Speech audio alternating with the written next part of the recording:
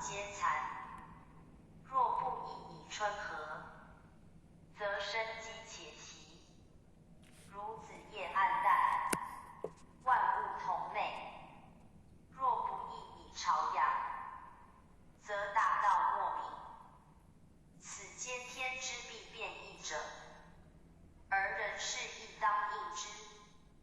故卦象重在明辨，辨则通，通则道，而往复循环者，变之所由来；交错消息者，变之所自至。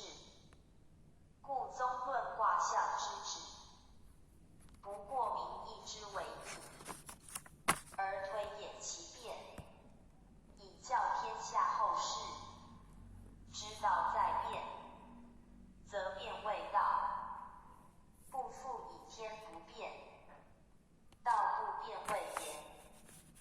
改变者，变而复于不变，非永变不已也。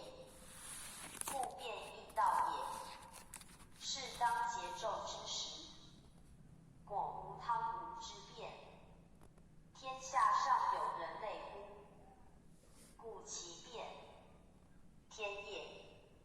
天之一变，则变为天，岂非偏哉？故亦道至文王位以大变，自商汤之纣，谓数之穷，穷则变耳。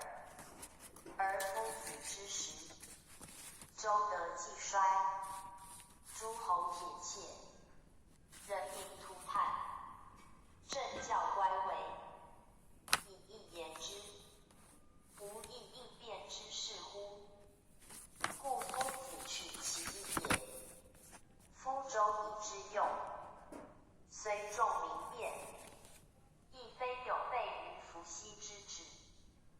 伏羲之义，重常道，以道为本，而人事随之，其用主常。文王之义，以用为本，其义主变。然二者异也，一由上而下，一由下而上。文王以人事明天道，其中亦归于天道，故变而不失其常。其卦序始乾坤，中坎离，始咸恒，中继未济。人以伏羲之序为本，乾坤定位，故手上金；坎离待用，故中上金。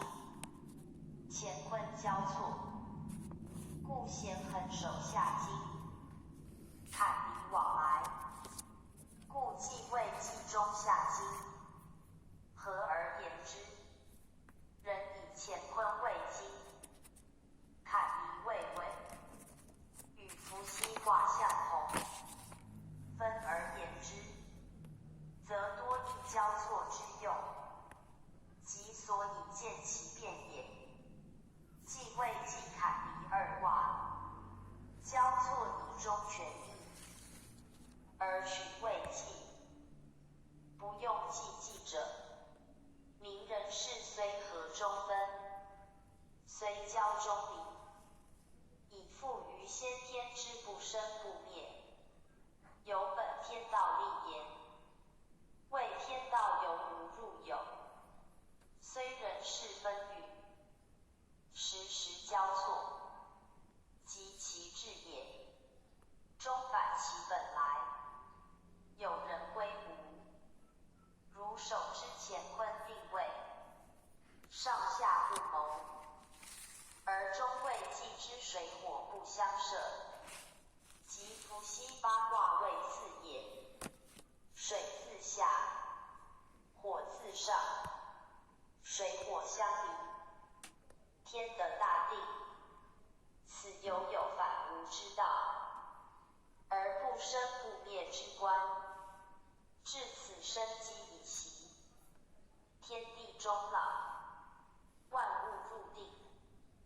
世界将倾，故权益之术，至此乃终。